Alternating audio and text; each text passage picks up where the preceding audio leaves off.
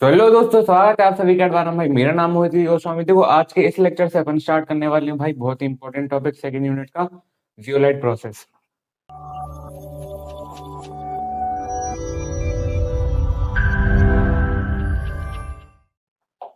तो देखो, अभी जियोलाइट प्रोसेस अपन काय में पढ़ रहे हैं। सबसे पहले ये सुनो, अपन अभी तक ये मेथड देखते आ रहे हैं कि वाटर को अपन किस किस तरीके से सॉल्व कर सकते हैं। ठीक है, तो उसमें अपन ने सबसे पहले पढ़ लिया लाइम सोडा। लाइम सोडा क्या होता है भाई, और उसके न्यूमेरिकल्स भी अपन ने कवर कर लिए हैं। ठीक है, अब लाइम सोडा के बाद भाई दूसरा एक्सटर्नल ट्रीटमेंट मेथड था अपना जियोलाइट प्रोसेस। ठीक है, जिसमें अपन जियोलाइट का यूज करके भाई जो भी अपना वाटर है उसको अपन क्या करते हैं, प्योर बनाते हैं, या फिर उसमें से हार्डनेस अपन रिमूव करते हैं।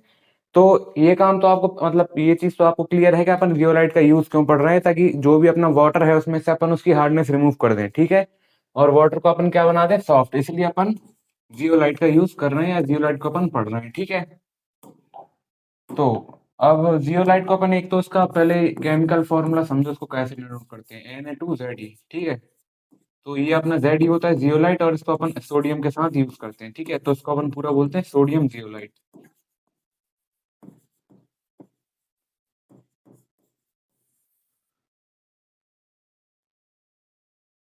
अब जियोलाइट अपना क्या है, एक नेचुरली अकरिंग सब्सटेंस है,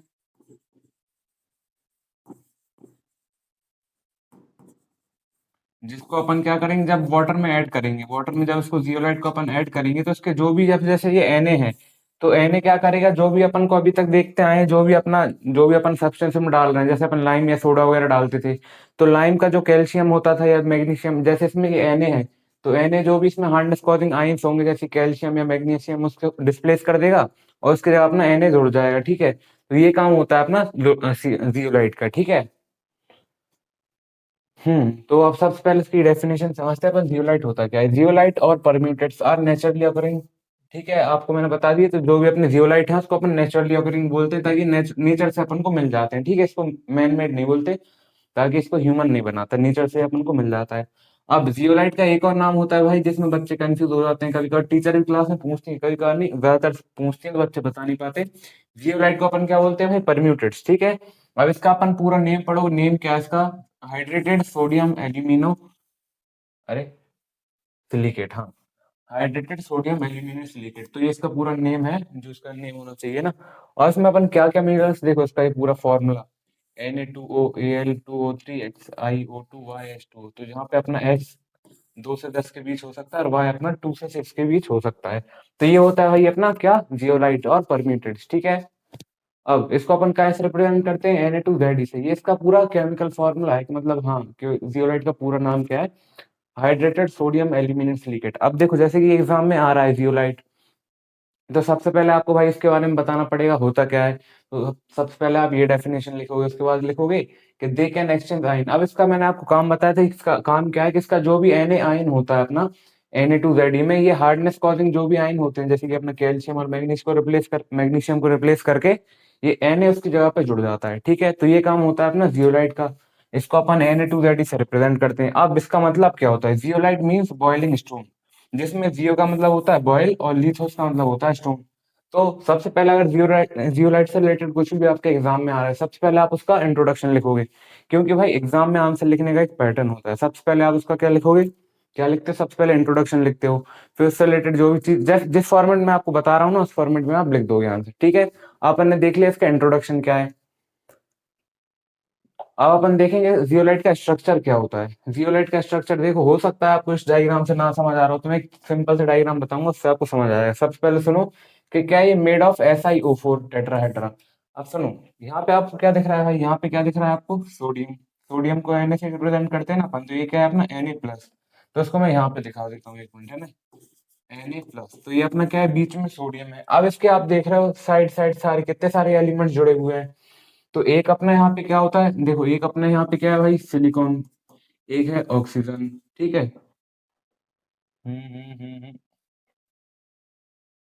और ये अपना क्या है, सिलिकॉन है, इस टाइप वाला जो अपन बना रहे हैं। ये अपना क्या है, ऑक्सीजन। और इस टाइप वाला ये क्या है भाई, अपना एल्यूमिनियम। ये एल्यूमिनियम। तो इस तरीके से ये सारे इसी फॉर्म में एक दूसरे से यहाँ जुड़े हुए हैं, मतलब ऐसे ऐसे ऐसे ऐसे करके इन्होंने अपने बीच में Na को कवर किया है। ठीक है, तो ये यहाँ पे आपको डायग्राम दिखा रहा है कि ये जो इस टाइप डैश डैश लाइन वाला है, ये अपना एल्यूमिनियम है, और ये जो अपना क्या है, सिलिकॉन है। तो इसमें यहाँ पे क्या बोल रहा है कि मेड ऑफ SiO4 टेट्राहेड्रम, मतलब यहाँ पे जो सिलिकॉन होते हैं और ऑक्सीजन अपने 4 होते हैं, तो ये बता रहा है, ठीक है। अब क्या है, oxygen atoms are shared from SiO2 in structure. इसमें बता रहा है कि जो भी अपने ऑक्सीजन एटम है स्ट्रक्चर में शेयर हो रहे हैं। अब आप देखो ध्यान से कि जो अपना ऑक्सीजन एटम है वो शेयर हो रहा है ना, शेयर हो रहा है, मतलब मेन तरीके से आप इसका एक ऐसा डायग्राम बता देना जो इसकी प्रॉपर्टी है कि भाई यहाँ SiO4 टेट्राहेड्रन मतलब 4 ऑक्सीजन, ठीक है। और यहाँ पे क्या होता है, ऑक्सीजन अपने शेयर भी होते हैं। सम SiO4 रिप्लेस्ड बाय Al। अब कई कई जगह पे आपने देखा होगा कि भाई एल्यूमिनियम भी आ रहा है, तो इसमें ये बोल रहा है कि कई कई जगह पे जो अपना Si4 प्लस है उसको रिप्लेस कर देता है Al3 प्लस, ठीक है। अब यहाँ पे बता रहा है extra Na added to balance charge, ये छोड़ दो, है ना। Forms porous structure with cavities. हाँ, अब ये क्या करता है, पोरस स्ट्रक्चर फॉर्म करता है, एक मिनट रुकना, ठीक है। अब मैंने यहाँ पे क्या बोला था कि भाई ये क्या है, पोरस स्ट्रक्चर फॉर्म करता है। पोरस स्ट्रक्चर का मतलब क्या है, अब आप ध्यान दो तो इसका स्ट्रक्चर कुछ इस तरीके का है। अब देखो एग्जाम में जैसे आप ये बना भी रहे हो ना, तो आप 3 एलिमेंट्स ये दिखा देना, आपको पूरा ये से डिनोट करने की जरूरत नहीं है, बीच में आपको बस इतना ध्यान रखना है कि Na दिखा देना है।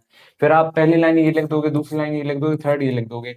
अब यहाँ पे क्या कर रहा है, पोरस स्ट्रक्चर फॉर्म कर रहा है। पोरस स्ट्रक्चर एक ऐसा स्ट्रक्चर होता है जिसमें छोटे छोटे होल्स होते हैं और वो अपने अंदर से किसी भी फ्लूइड जैसे कि वाटर का अपने अंदर से मूवमेंट अलाउ करे, तो होता है भाई अपना porous structure with cavities. Cavities मतलब वही छोटे छोटे होल्स, ठीक है। ये बता रहा है allow movement of water and ions. अब ये क्या है, पोरस स्ट्रक्चर है जिसकी वजह से क्या अपने अंदर से वाटर और आइंस का मूवमेंट अलाउ करेगा, मतलब उनको मूवमेंट करने देगा। अब बता रहा है कि सोडियम जो आइंस है लूजली हेल्ड इन लैटिस, मतलब ये जो सोडियम है बीच में प्रेजेंट है। अब जो कोई भी जो स्ट्रक्चर बनता है ना जैसे ये, तो इसको अपन पूरे को बोलते हैं लैटिस, ठीक है। तो लैटिस में जो सोडियम आयंस है वो लूजली हेल्ड होते हैं, मतलब इनको एकदम अच्छे, मतलब एकदम टाइट बांध के नहीं रखते स्ट्रक्चर में, ये लूजली हेल्ड होते हैं तो इजीली निकल भी सकते हैं, ठीक है। तो ये अभी अपन ने समझ लिया कि जियोलाइट का स्ट्रक्चर क्या होता है और जियोलाइट क्या होता है भाई। अब आपने 2 स्लाइड में ये समझ लिया कि एग्जाम में जैसे जियोलाइट आ रहा है, तो सबसे पहले आप लिखो कैसे, देखो जियोलाइट, लाइम सोडा और 3 एक और आयन एक्सचेंज पढ़ेंगे। तो उसमें ना भाई आधे से ज्यादा जनता कंफ्यूज रहती है कि उसको एक तो समझ आ जाए तो ये समझ नहीं आता लिखना कैसे, ठीक है। तो वो भी साथ साथ आप सीखते जाओ। अब ये तो अपन ने समझ लिया जियोलाइट का स्ट्रक्चर क्या होता है, जियोलाइट क्या होता है। अपन देखेंगे भाई जियोलाइट के टाइप्स क्या होते हैं, है ना। जियोलाइट के भी 2 टाइप्स होते हैं। सबसे पहला होता है अपना नेचुरल जियोलाइट और दूसरा होता है सिंथेटिक जियोलाइट। अब जो अपना नेचुरल जियोलाइट होता है, जो अपन को नेचर से डायरेक्टली मिलता है, वो होता है नॉन पोरस। नॉन पोरस मतलब इसमें क्या होता है भाई, कैविटीज या होल्स वगैरह नहीं होते। अपन ने अभी क्या समझा था कि पोरस स्ट्रक्चर होता है। बट जो अपने को नॉन पोरस मिलता है वो कौन सा होता है, नेचुरल जियोलाइट, मतलब इसमें कैविटीज या होल्स वगैरह नहीं होते, ठीक है। अब दूसरा इसका एग्जांपल है नेट्रोलाइट। अब देखो इसमें इतना जोर मत डालना, ये कभी ब्रीफली नहीं पूछेगा बट एग्जाम में आपको लिखना पड़ेगा ये, ठीक है। तो इसका एग्जांपल क्या है, नेट्रोलाइट, और उसका फॉर्मूला आप ये देख लोगे Na2O Al2O3 4SiO2 into 2H2, तो ये इसका फॉर्मूला होता है, ठीक है। अब वो अपने जैसे थर्ड जो इस वाली स्लाइड में देखा था, हाँ, तो ये अपना क्या था, यही सेम फॉर्मूला है ना। तो ये अपना क्या था, नेचुरल जियोलाइट। बट अपन जो मेन चीज करते हैं वो Na2Ze से करते हैं, और Na2Ze अपना क्या है भाई, सिंथेटिक जियोलाइट है, ठीक है। अब यहाँ पे क्या है, पोरस स्ट्रक्चर है। पोरस स्ट्रक्चर मतलब इसमें क्या होता है, होल होते हैं। अब वो जो मैं आपको स्ट्रक्चर बता रहा था ना बीच में Na वाला, Na बीच वो ऐसा रहता है, तो वो क्या था, पोरस स्ट्रक्चर था अपना। अब आपको समझ आया कि क्यों ये अपना नेट्रोलाइट नॉन पोरस है और क्यों ये अपना पोरस है, ठीक है ना। ये क्या है, पोरस है और जेल लाइक स्ट्रक्चर है, हाँ जेल जैसा स्ट्रक्चर है ना। यूज्ड फॉर वाटर सॉफ्टनिंग, और इस वाले को अपन सिंथेटिक जियोलाइट को अपन सॉफ्टनिंग, वाटर सॉफ्टनिंग के लिए यूज करते हैं, ठीक है। और इसको Na2Ze से रिप्रेजेंट करते हैं। अपन देखते हो भाई, देख चुके हैं, मतलब जियोलाइट अपना क्या होता है, उसका स्ट्रक्चर क्या होता है, उसके टाइप्स भी अपन ने समझ लिए हैं, ठीक है। हम्म। हाँ, अब ये अब आप मेन चीज है, अभी आप अच्छे समझ लेना, आप समझाता हूँ क्या होता है जियोलाइट, काम कैसे करता है, ये अपन देख रहे हैं। 1 मिनट, ये दिख रहा है आपको वीडियो में सही से, हाँ ठीक है। अब कुछ इस तरीके का भाई अपना पूरा मैकेनिज्म रहता है इसमें। अब यहाँ पे क्या होता है, ये अपना क्या है, मान लो एक बॉयलर टाइप, मतलब बॉयलर तो नहीं, एक कंटेनर है। अब इस कंटेनर में क्या होगा, यहाँ से जो भी अपना हार्ड वाटर है वो इनलेट के थ्रू अंदर आएगा। हाँ, ये ऊपर अपना खोल दिया है, आप बंद रखोगे पानी अंदर नहीं आ पाएगा, ठीक है। अब यहाँ पे आपने खोल दिया है, ठीक है। अब यहाँ से क्या हो रहा है, ये अपना वाटर फ्लो हो रहा है, हाँ ये ऊपर से अपना वाटर गिर रहा है। क्या देखो, कुछ बच्चे क्या करते हैं, डायग्राम इग्नोर कर देते हैं। बट डायग्राम इग्नोर नहीं करना भाई, डायग्राम जितने अच्छे से आप बनाओगे उतने अच्छे आपको नंबर मिल जाएंगे, ठीक है। और ये डायग्राम तो भाई मस्त है यार, इसी पे पूरा अपना वो जियोलाइट बेस्ड है, ठीक है। अब यहाँ से क्या होगा, जो भी अपना हार्ड वाटर है वो यहाँ से एंटर करेगा। अब हार्ड वाटर एंटर करने के बाद अब क्या होगा, सुनो, यहाँ पे अपना एक जियोलाइट बेड होता है कुछ इस तरीके से, आप दिख रहा होगा ना, तो जियोलाइट बेड होता है, मतलब यहाँ पे अपना क्या होता है भाई, पूरा अपना जियोलाइट होता है इस जगह। जैसे कि आपने ध्यान किया होगा, एक समय एक तरीके से गद्दा कैसा होता है, गद्दा ऐसा होता है ना, गद्दे में से अपन पानी डालेंगे, जैसे मान लो एग्जांपल के लिए बता रहा हूँ पानी, तो क्या होगा, पानी थोड़ी देर के लिए सोख लेगा, फिर दूसरी तरफ से मान लो निकाल देगा, है ना।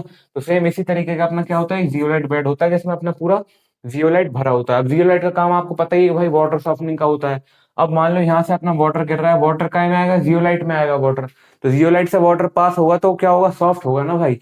और यहाँ पे अपन ने क्या भर दिया, ग्रेवल, ग्रेवल मतलब होते हैं कंकड़ पत्थर वगैरह, ठीक है। अब यहाँ से अपन ने कंकड़ पत्थर भर दिए, तो वो क्यों भरे भाई अपन ने, सुनो। तो ये अपन ने इसलिए भरे हैं, इसलिए भरे कि आपको आपने देखा होगा भाई, पुराने जमाने में फिल्टर वगैरह तो होता नहीं था, तो अपन क्या करते हैं, यहाँ पे रेत डाल देते हैं, यहाँ पे थोड़े बड़े पत्थर, यहाँ पे फिर रेत, यहाँ बड़े पत्थर। तो इस वाले प्रोसेस से क्या होता था, जो भी अपन पानी डाल देते हैं उसमें, जैसे भी कोई भी इम्प्योरिटी वगैरह, हार्डनेस वगैरह होती थी, वो ऐसे रिमूव हो जाती थी। अब मान लो जियोलाइट से पास होने के बाद वाटर में थोड़ी बहुत हार्डनेस रह भी गई है ना, तो यहाँ से क्या होगा, ग्रेवल वाले इसमें आएगा, तो वो हार्डनेस खत्म हो जाएगी उसकी, ठीक है। और अब यहाँ पे क्या है, क्लोज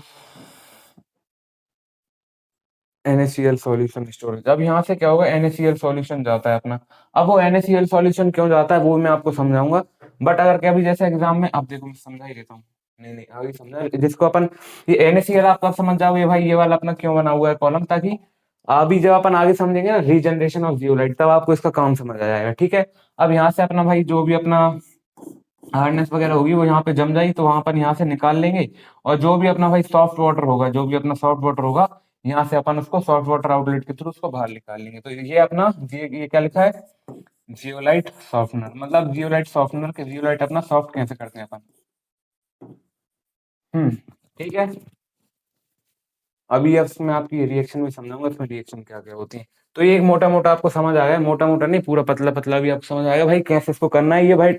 डायग्राम अच्छे से नोट कर लेना, बना लेना, डायग्राम एग्जाम में बना के आना, ठीक है। इसको अपन थ्योरी से समझ लेते हैं थोड़ा ना। The zeolite process is a base exchange process. इसमें क्या होता है, मतलब जो भी इसका मेन जो बेस होता है, जैसे सोडियम में अपना, सॉरी जियोलाइट में अपना क्या है, Na2Zd मतलब सोडियम। तो सोडियम के साथ ये कैल्शियम या मैग्नीशियम, जो भी अपने हार्डनेस कॉजिंग आयंस होते हैं, उसको ये रिप्लेस कर देता है ना। यूज टू रिमूव हार्डनेस, मतलब हाँ, जियोलाइट प्रोसेस का काम क्या है, use to remove hardness in water, of water by exchanging Na ions. ये क्या करता है, Na आयन को एक्सचेंज कर देता है विद कैल्शियम या magnesium ions present in hard water, जो कि भाई हाँ ये पता ही है आपको, स्टार्टिंग से अपन पढ़ते आ रहे हैं, कैल्शियम और मैग्नीशियम आयन की वजह से वाटर में अपनी हार्डनेस होती है, ठीक है।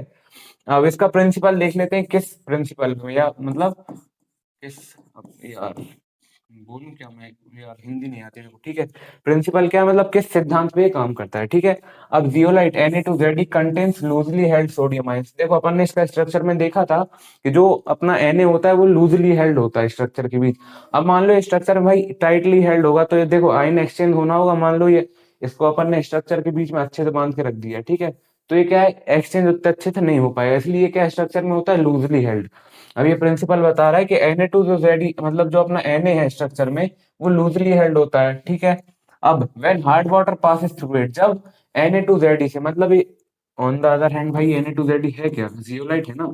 अब जियोलाइट बेड में आपने देखा था, जियोलाइट बेड से वाटर पास हो रहा है, वो तो यही बात बोल रहा है कि जब हार्ड वाटर अपना जियोलाइट बेड से पास होगा, जो अपना जियोलाइट बेड है उसमें हार्ड वाटर जब पास होगा, तो जो कैल्शियम और मैग्नीशियम आयन है हार्ड वाटर में वो एक्सचेंज हो जाएंगे काय से, Na से। अब देखो, अब यहाँ से जो अपना देखो जियोलाइट है, तो जियोलाइट में क्या है, Na के आयन से, Na के आयन से, बट जो अपना वही हार्ड वाटर आ रहा है, इसमें हार्डनेस के फॉर्म में कैल्शियम और मैग्नीशियम के आयन होंगे।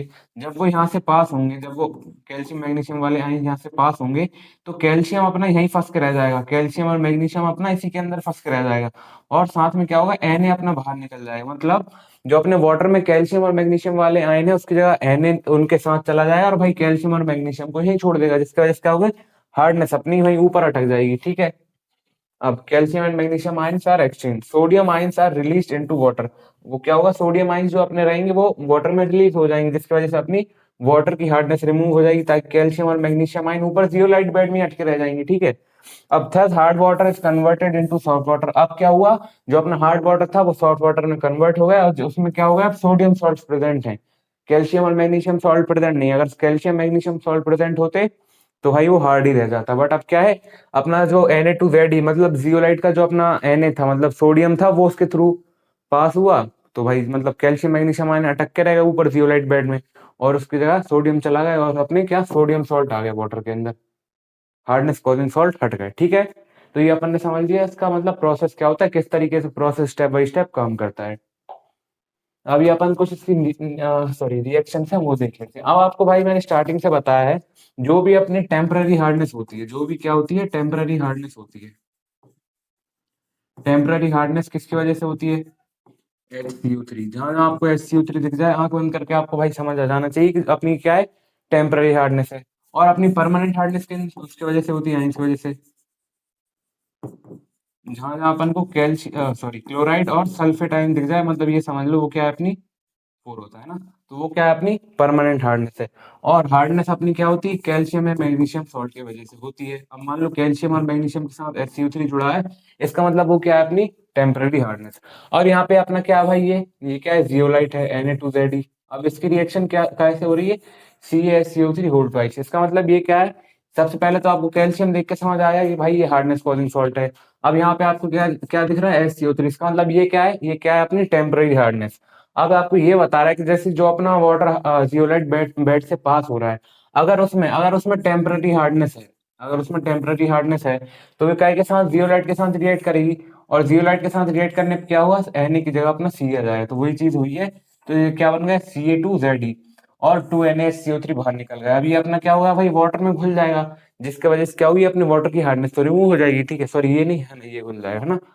सेम वही चीज अब यहाँ पे अगर मैग्नीशियम सॉल्ट होगा और टेम्पररी हार्डनेस होगी साथ में, तो Mg की जगह अपना Na आ जाएगा। हम्म अरे मतलब Na की जगह Mg आ जाएगा। सेम अगर वही चीज, अब ये क्या है अपनी, ये क्या है परमानेंट हार्डनेस। और परमानेंट हार्डनेस वाला वाटर अपने Na2Ze बेड से पास होगा, तो Na की जगह अपना क्या आ जाएगा, C आ जाएगा। मतलब ये काम क्या कर रहा है, मतलब वाटर में अपने जो भी हार्डनेस कॉजिंग आयंस है ना वो हटा दे रहा है और साथ में खुद जुड़ जा रहा है। अभी 2NaCl क्या है अपना वाटर में चला जाएगा। अब NaCl अगर अपना वाटर में होगा भी तो उससे क्या अपना वाटर हार्ड होगा नहीं होगा, है ना। ताकि उससे क्या होगा, कैल्शियम और मैग्नीशियम सॉल्ट तो हट चुके हैं। आ रहा है आपको समझ। अब सेम वही अपना MgCl2 के साथ वही अपना CaSO4 MgSO4, ये क्या है अपनी परमानेंट हार्डनेस। अब ये बता रहा है कि अगर परमानेंट हार्डनेस वाटर में आएगी तो Na के साथ मतलब जियोलाइट के साथ कैसे रिएक्ट करेगी। तो उम्मीद है यार आपको ये चीज समझ आ गई होगी। ठीक है, तो ये रिएक्शन भी आपको एग्जाम में लिख के आना है भाई। एग्जाम में कभी कभार रिएक्शन पूछ लेते हैं, और नहीं भी पूछते तो आप लिख के आ जाओगे तो आपका नंबर तो काट नहीं लेगा एग्जामिनर। ठीक है, ज्यादा भी नहीं देगा बट काटेगा नहीं। ठीक है, तो ये अपन ने देख लिया इसकी रिएक्शन क्या क्या होती है। अब भाई सबसे इंपॉर्टेंट चीज अब अपन देखेंगे रीजनरेशन ऑफ जियोलाइट। ठीक है, रीजनरेशन ऑफ जियोलाइट भाई इंपॉर्टेंट टॉपिक है। अगर आप इसको अच्छे से समझ लोगे तो आपको जियोलाइट की जो अपन न्यूमेरिकल कवर करेंगे ना उसमें आपको कोई दिक्कत नहीं आएगी। ठीक है। हम्म तो सुनो जियोलाइट का रीजनरेशन। अब आपको भाई रीजनरेशन से क्या समझ आ रहा है, कोई चीज जो खत्म हो चुकी है उसको अपन दोबारा से बना रहे हैं। तो मेन मोटा काम अपने को जी होता है जियोलाइट का। अब आपने क्या देखा था कि ये अपना एक कंटेनर था, ठीक है। और यहाँ से अब मैं रफ डायग्राम बना रहा हूँ आपको समझाने के लिए। अब यहाँ से क्या हो रहा था, अपना जो भी अपना बॉर्डर था वो यहाँ पे आ रहा था, ठीक है, कुछ ऐसा था, है ना। तो अब ये वाटर अपना कहाँ पे आ रहा था, जियोलाइट बेड में। उसके बाद यहाँ पे क्या थे, ग्रेवल्स, और यहाँ पे फिर वो सिंक टाइप का था, है ना। तो ये आपने क्या थे, जियोलाइट बेड था, जियोलाइट बेड था। अब भाई देखो मैं जिस तरीके से आपको रीजनरेशन समझा रहा हूँ, हो सकता है कोई ने ना समझा हो, बट अच्छे से समझ लेना, बहुत इजी तरीके से बता रहा हूँ, है ना। जियोलाइट बेड था ये अपना। अब देखो क्या हो रहा है, यहाँ से अपना वाटर आता है, वाटर वाटर आता है, तो जियोलाइट में से जो भी अपना Na होता है, Na होता है जो भी अपना, वो Na अपना पानी के साथ चला जाता है, और ये Na अपनी जगह पे क्या सी और मैग्नीशियम आयंस यहीं पे छुड़वा देता है। अब भाई यहाँ पे कंटिन्यूअसली अपना वाटर आ रहा है, Na नीचे जाता जा रहा है, और जो हार्डनेस कॉजिंग आयंस है वो यहीं पे रुकते जा रहे हैं। अब एक टाइम ऐसा आएगा, एक टाइम ऐसा आएगा भाई इसमें से Na आयंस खत्म हो जाएंगे। मतलब जो अपना जियोलाइट है Na2Ze, इसमें से अपना क्या होगा, Na खत्म हो जाएगा। अब देखो Na खत्म हो जाएगा तो भाई ये आयंस मतलब Na की जगह आपने क्या, मतलब Na तो नीचे चला जा रहा था वाटर के साथ और कैल्शियम मैग्नीशियम को यहीं रोक दे रहा था। बट जब Na ही खत्म हो जाएगा भाई, कैल्शियम मैग्नीशियम फिर क्या जियोलाइट में रुकेंगे नहीं। फिर क्या होगा भाई, एक समय के बाद अपना यहाँ से Na2Ze मतलब जियोलाइट के Na आयंस खत्म हो जाएंगे। फिर अपना ये क्या होगा, ये जियोलाइट बेड अपना मतलब जो हार्ड वाटर आ रहा है इसको सॉल्व नहीं कर पाएगा। ठीक है, अब अपन क्या करेंगे, एक छन्नी के एग्जाम्पल समझो ना, कि यार एक छन्नी अगर अपन कंटिन्यूस में पानी फिल्टर करवा रहे हैं तो भाई इसमें बहुत सारा कचरा जम जाएगा, तो एक टाइम के बाद यार पानी उतने अच्छे से फिल्टर या साफ नहीं हो पाएगा। ठीक है, तो अपन क्या करेंगे, छन्नी को उल्टा करके धो देंगे। तो एक वही अपन यहाँ पे क्या करेंगे, अब यहाँ पे Na आयंस खत्म हो चुके हैं, अब अपना हार्ड वाटर साफ नहीं हो पा रहा, तो अपन क्या करेंगे, यहाँ पे जो अपना देखा था आपने NaCl था, NaCl था, वो यहाँ पे NaCl यहाँ पे ऐसे कुछ कनेक्टेड था, है ना।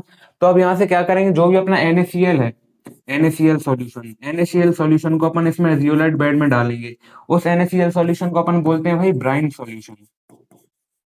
ठीक है, अब ये ब्राइन सॉल्यूशन आप याद रखना था, ये ब्राइन सॉल्यूशन इंपॉर्टेंट नेम है इसका NaCl सॉल्यूशन का, है ना। तो अब NaCl इसमें डालेंगे तो अब Na के Na आयंस जियोलाइट बेड में आ जाएंगे। आया आपको समझ? अब मैं आपको वही डायग्राम दिखाता हूँ कि वो क्यों जुड़ा था यहाँ पे। अब ठीक है, यहाँ पे आपको क्या दिख रहा था, NaCl स्टोरेज, इसलिए था भाई NaCl स्टोरेज कि जब मान लो जियोलाइट के अपने Na आयंस खत्म हो जाएंगे तो यहाँ से अपना क्या होगा, इंजेक्टर है, मतलब इसके थ्रू यहाँ से इंजेक्ट करेंगे अपन, और ये यहाँ से अपना क्या चला जाएगा भाई, NaCl। तो अब आपको ये समझ आया कि ये अपना बीच में क्यों था। ठीक है, तो जो अपना NaCl होगा वो यहाँ से जियोलाइट में आ जाएगा। है ना। और जो भी अपने कैल्शियम मैग्नीशियम आयंस होंगे वो गिर के यहाँ पे आ जाएंगे, मतलब एक तरीके से, और इसको अपन यहाँ से अपन बाहर निकाल लेंगे। ठीक है, तो इससे क्या हुआ, जो अपना जियोलाइट खत्म हो गया था, मतलब उसमें हार्डनेस साफ करने की क्षमता नहीं बची थी, वो फिर से रीजनरेट हो गया, मतलब रीजनरेट हो गया। यहाँ से क्या हुआ, कैल्शियम मैग्नीशियम आयन खत्म हो गए, यहाँ से फिर से NaCl आया, तो इसमें फिर से Na आयंस आ गया, मतलब ये फिर से हार्ड वाटर को सॉफ्ट कर पाएगा। तो ये क्या हुआ, रीजनरेशन ही हुआ ना भाई, कि मर गया था ये दोबारा से जिंदा हुआ एक तरीके से, है ना। इसको अपन समझ लेते हैं, regeneration of zeolite. When zeolite get exhausted, मतलब जब जियोलाइट खत्म हो जाएगा, ठीक है, कन्वर्टेड इनटू कैल्शियम और मैग्नीशियम, मैग्नीज जियोलाइट, मतलब जियोलाइट किस फॉर्म में होता है, Na2Zd। अब मान लो जियोलाइट अपना खत्म हो गया है, मतलब Na उसमें से हट गया, सिर्फ कैल्शियम Zd और मैग्नीशियम Zd के फॉर्म में बचा। यही देखा था ना अपन ने रिएक्शन में, जब वो कैल्शियम मैग्नीशियम सॉल्ट के साथ रिप्लेस होके Ca और Mg जोड़ लेता था, मतलब ये बचा है, Na2Zd खत्म हो गया। तो it is regenerated by passing concentrated NaCl solution brine solution. अब इसको अपन रीजनरेट करते हैं, जिसमें अपन क्या करते हैं, जो अपना जियोलाइट बेड होता है ना, उसमें अपन क्या brine solution concentrated NaCl solution अपन पास करते हैं। ठीक है, this is based on reversible ion exchange. और इस प्रोसेस को अपन क्या कह देते हैं भाई, रिवर्सिबल आयन एक्सचेंज। इसमें मतलब क्या होता है, पहले तो अपन मतलब क्या करवा रहे थे, Na के साथ अपने कैल्शियम और मैग्नीशियम आयन वो मतलब रिप्लेस करवा रहे थे। ठीक है, कट। तो भाई पहले अपन क्या करवा रहे थे भाई, जो भी अपना Na था, Na के साथ अपन कैल्शियम और मैग्नीशियम, जैसे अभी अपना क्या था Na2Zd, अब इसमें आएगा हार्ड वाटर, हार्ड वाटर के साथ है मान लो CaHCO3 होल ट्वाइस। अब यहाँ पे क्या होता था, Na की जगह अपना Ca आ जाता था, तो यहाँ पे क्या बन जाता था, यहाँ पे क्या बन जाता था भाई, हाँ, CaZe मतलब क्या हुआ, मतलब Na अपना वाटर में घुल गया। ठीक है, और यहाँ पे अपना बेड में क्या ऐड करा गया, CaZe।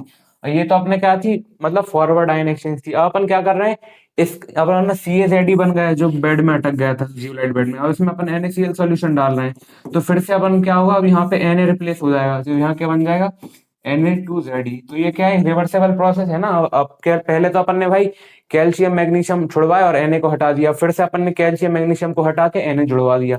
तो ये क्या है, रिवर्सेबल आयन एक्सचेंज प्रोसेस है ना। इसका रिएक्शन अपन देख लेंगे, CaZe है, मतलब जो अपना हार्डनेस वाले जो सॉल्ट अपन ने बाद में अटक के रह गए थे ना अपने जियोलाइट बेड में, और उसमें अपन ने डाला 2NaCl, इसको नीचे अपन मेंशन कर देना है आप ब्राइन सॉल्यूशन। ठीक है, ब्राइन सॉल्यूशन डालोगे तो Na2Zd बन जाएगा, CaCl2 बाहर निकल जाएगा।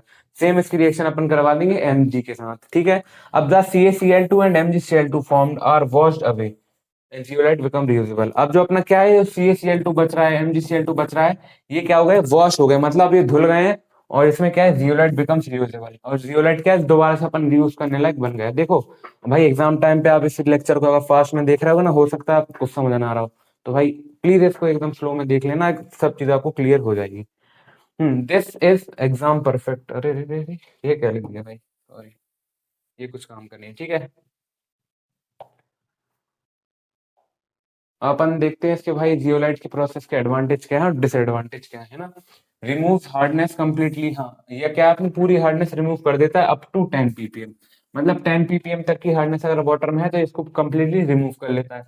कॉम्पैक्ट इक्विपमेंट, मतलब हाँ, मतलब ज्यादा इसके लिए अपन को बड़े बर्तन में बड़ी ऐसी सेटलमेंट करनी नहीं पड़ती, मतलब इजीली हो जाता है ना। नो स्लज फॉर्मेशन, इसमें क्या होता है, स्लज फॉर्मेशन नहीं होता है। ठीक है, automatically adjust to hardness variation, हाँ।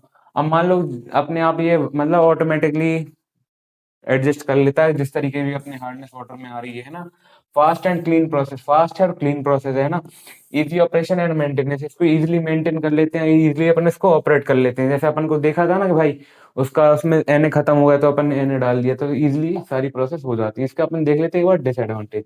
और इसमें क्या बोला, turbid water must be filter prevents clogging. इसमें क्या बोल रहा है, जो एकदम मटमैला टाइप का अजीब सा थोड़ा जो बहुत ज्यादा गंदा पानी होता है ना, उसको थोड़ा एक बार फिल्टर करना पड़ेगा, और फिल्टर अगर नहीं करेंगे तो उसमें क्या होगा, क्लॉगिंग हो जाएगी। मतलब पानी जो अपना, मतलब जैसे आपने देखा होगा कि अपन बहुत ज्यादा एकदम बेकार वाला कचरा एकदम छन्नी से पास करेंगे, क्या होगी, छन्नी अपनी छन्नी के जो छेद होते हैं ना वो बंद हो जाएंगे। तो उसको क्या थोड़ा पहले फिल्टर करना पड़ेगा ज्यादा गंदा पानी, नहीं उसकी वजह से क्या होगा, जो अपना जियोलाइट बेड है ना क्लॉग हो जाएगा, मतलब बंद टाइप का हो जाएगा, है ना। और Fe and Mn must be removed difficult regeneration. और अगर भाई अपने मान लो पानी में Fe है, मतलब आयरन है या मैंगनीज वगैरह अपने पानी में है, तो उसको पहले से रिमूव करके अपन को डालना पड़ेगा, और अगर नहीं करेंगे जो अपना रीजनरेशन होगा उसमें बहुत डिफिकल्टी आ सकती है, ठीक है। Mineral acids damage zeolite. अब मान लो जो भी अपने मिनरल एसिड वगैरह अपने होते हैं ना पानी में, तो वो अगर अपने जियोलाइट के थ्रू पास करवाएंगे तो भाई वो क्या करेंगे, जियोलाइट को डैमेज करवा लेंगे। इसलिए उन एसिड को पहले अपन को न्यूट्रलाइज करना पड़ेगा, ठीक है। Hot water dissolve zeolite. और मान लो अपन को भाई जो अपन पानी डाल रहे हैं ना उसमें जियोलाइट में, मतलब ऊपर फिल्टर करवाने के लिए, हार्डनेस रिमूव करवाने के लिए, वो ठंडा होना चाहिए। अगर अपन हॉट वाटर डालेंगे तो जियोलाइट का अपने अंदर घुलवा के ले जाएगा, हार्डनेस रिमूव नहीं हो पाएगी, ठीक है। Higher dissolve solids than ion exchange process. और वहाँ अपन ज्यादा इसमें कुछ बड़े बड़े सॉलिड वगैरह मटेरियल वगैरह चला जाएगा, तो भी अपना ये डिसएडवांटेज ही हो जाएगा जियोलाइट प्रोसेस का, ठीक है। हाँ तो भाई देखो जियोलाइट प्रोसेस खत्म हुई है अपनी। और रीजनरेशन भाई मैंने इसको देखो आपको अच्छे से समझा दिया, इसका जो भी अपना रीजनरेशन था।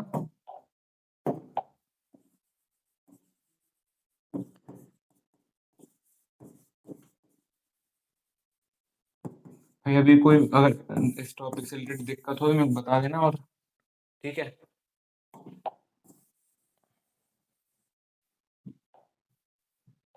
तो देखो आज के इस लेक्चर में अपन ने समझ लिया कि भाई अपना जियोलाइट क्या होता है, जियोलाइट का स्ट्रक्चर, एडवांटेज डिसएडवांटेज, रीजनरेशन, और इसका प्रोसेस किस तरीके से काम करता है, वो अपन ने कवर कर लिया। एग्जाम में आता है भाई, और ये अगर आपने लेक्चर अच्छे से नहीं देखा हुआ तो हो सकता है आपको इसके न्यूमेरिकल बनाने में दिक्कत आए, तो इस बार एक मतलब अच्छे से देख लेना है ना, नोट्स अच्छे से बना लेना। तो भाई उम्मीद है आपको आज का लेक्चर पसंद आएगा। Thank you so much for watching, bye.